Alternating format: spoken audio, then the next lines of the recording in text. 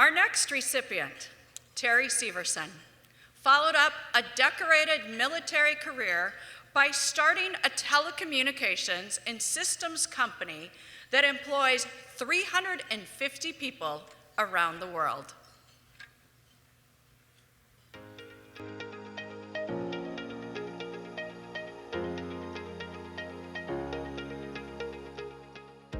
Terry Severson's memories of UND go way back. He was a 4-year-old living in the then-new tin huts when his dad received a degree from UND. Years later, he would be back on campus getting a degree in electrical engineering while a member of the Air Force ROTC program. He would stay in uniform for the next 27 years in communication information assignments around the world. I think he's taken his UND education and done extraordinary things with it. He's had a 50-year career in his chosen business industry, 27 years as an Air Force officer, rising to the rank of colonel, then coming out of the military and having a long, successful career in private industry. In addition, he's stayed connected with UND for 50 years, 51 years, and has continued to help UND improve on their mission, which is to educate current and future students. Even among the most successful alumni we have, I think Terry stands out. He's done things that most people can't say that they've done. He's served our country. He's started a successful business that employs hundreds of people. He's been a huge supporter of the college. He's remained very loyal to UND, and he's stayed really connected to his roots here in North Dakota. He's a great person overall. Honestly, he's one of the people that I respect the most in life. And for somebody from Stanley to say that about somebody from Tioga, that's saying a lot.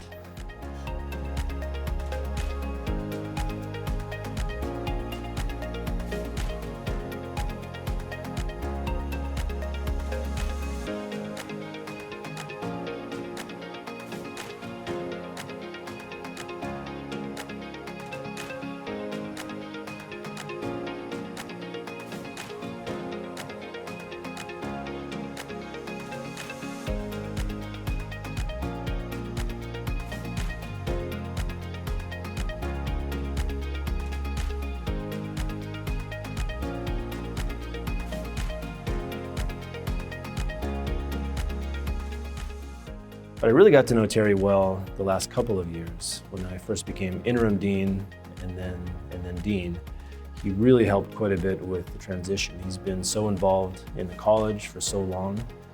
Having him provided actually some continuity between the previous dean and myself. And since then, he's been a great mentor. He gives great advice. I like to bounce ideas off of him. And he's just really been a steady, positive force for the college overall. Terry has also always not just wanted to do a job, he wanted to do it well. And I think that shows in his career. He's also 51 years since graduating, he's still working. And he's not working because he has to, he's working because he likes to. He finds it enjoyable, and he wants to still be engaged with society and doing good. And I think that's a very long career, and there's not many of our co-graduates that are still working. One thing I truly admire about Terry is that he acknowledges that the setbacks outnumbered the victories in his career, yet he was always able to dust himself off and learn from those setbacks. Terry, for your outstanding military career, your success as a business leader, and for your support of students at the University of North Dakota, please come forward to accept your Sioux Award.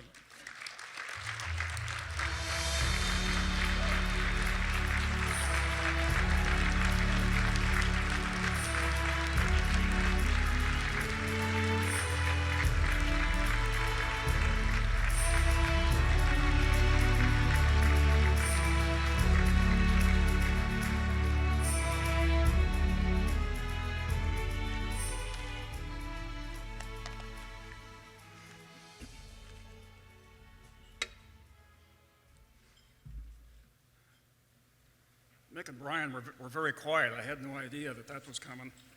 Thank you.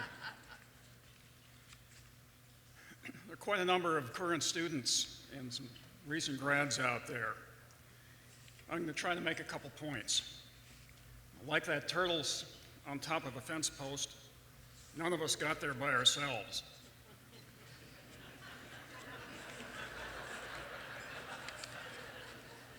All of us stand on the shoulders of those who came before us and those who joined us along the way. Those are who had faith in us.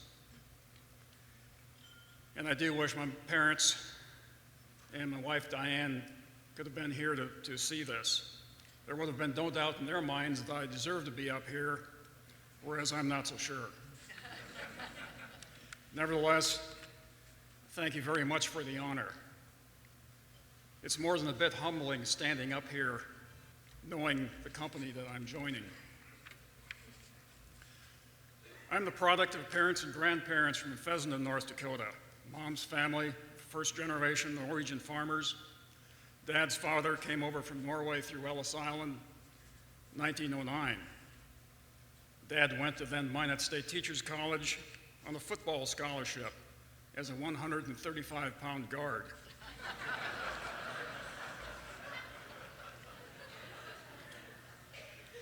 And that's where Mom, the farmer's daughter, was also going to school. Well, I left school, got married. Dad got drafted into the World War II Army, so Mom and her 4-month-old son, that was me, returned to the farm. My earliest memories from the farm include the threshing crews that Grandpa then used to harvest the crops. Dad returned from the war, gathered up Mom and his now 4-year-old son, still me, and headed here to UND on the GI Bill. We lived on campus in a tiny trailer house closest to the railroad tracks in a trailer park, located where currently the Hislop and Starcher Halls sit. And that, by the way, when I came back as a student, that was our football practice field. Later, we moved into the brand new tin huts. You saw the picture there. The tin huts were a luxury. In '49, Dad left with his degree, I left with my first grade report card, and Dad always credited UND for what he was able to achieve in life. And the lesson was not lost on me. My military career was pure happenstance in the beginning. When I arrived at UND back in 1960, all able-bodied, non-veteran men were required to take 2 years of ROTC. I did my best to keep a low profile, standing in the middle of the back row of a formation of 20, 25 guys, where I was as a sophomore when my flight commander pointed to me and said, "Mr. Severson, see me after drill." What did I do? Turns out they were short of advanced ROTC cadets, officers, juniors and seniors, to lead the flight, so they appointed a number of temporary second lieutenants to fill in. And I became one of those. So much for the middle of the back row. I was invited to go to the advanced program, so upon graduation, I was commissioned a second lieutenant in the Air Force. My first assignment was tech school in Biloxi, Mississippi.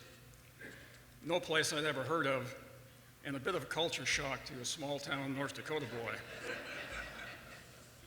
A couple of assignments later, I was a radar maintenance officer at a site in the middle of Thailand, and was surprised to be offered grad school at University of Denver. Next stop out of Denver was Offutt Air Force Base at Omaha and Strategic Air Command. After about a year there at SAC, I realized I'd found my life's profession. These guys were smart, worked hard, were dead serious about their jobs, but still had fun, and I was very proud to be a part of that. While I was at Offutt, I attended a temporary school down in Alabama and met Diane.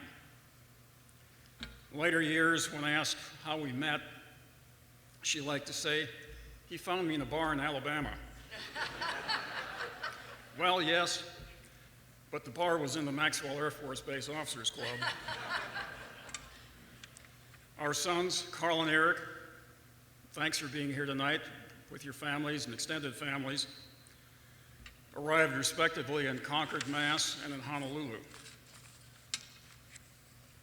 Then, seemingly in a flash, 27 years had gone by. We were at Fort Monmouth, New Jersey, and it was military retirement time. Diane and I never had a regret for the military life we had chosen. Carl and Eric may have had one or two along the way, but then I became a defense contractor and have been doing that for the last 29 plus years for a series of companies. And 15 years ago, as Deanna mentioned, got an opportunity to co-found Trace Systems, defense telecom company, and I'm still there.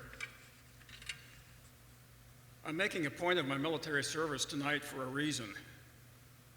We, current and past military members, are a bit rare in America today.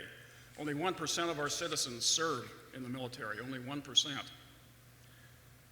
Very different from my parents' time when virtually everyone had family members who had served, or even during Vietnam when we still had the draft.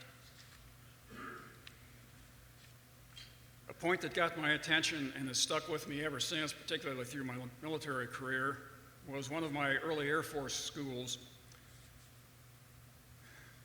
An Air Force Academy philosophy professor, then Colonel Malcolm Waken, posited that the line between incompetence and immorality is a thinner line in the military profession than in any other.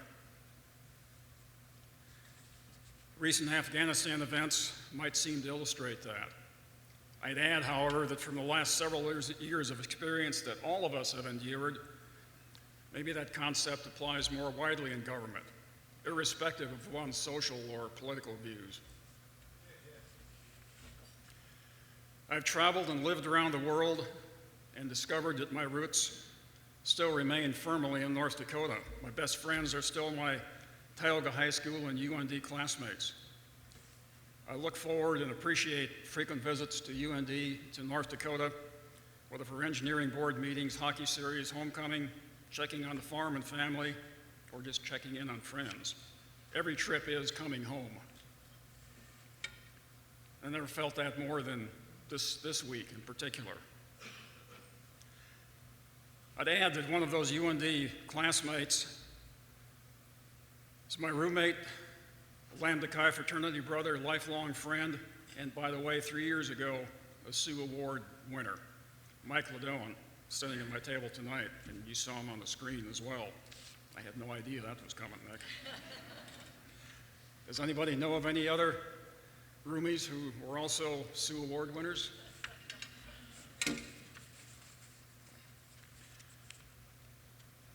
One reason for my North Dakota roots is explained by another course that I took in the Air Force.